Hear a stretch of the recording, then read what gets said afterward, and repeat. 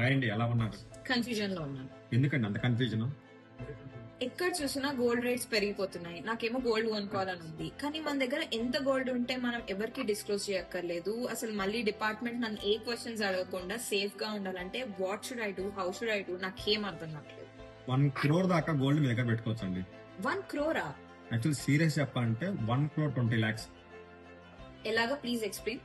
So actual 1994 లో income tax department clear GO ఇచ్చింది.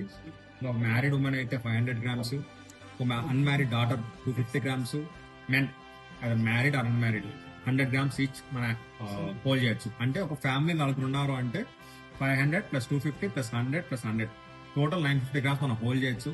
ఈరోజు మీకు గోల్డ్ రేట్ తెలుసు, అరౌండ్ 13,000 దాకా ఉంది తులం.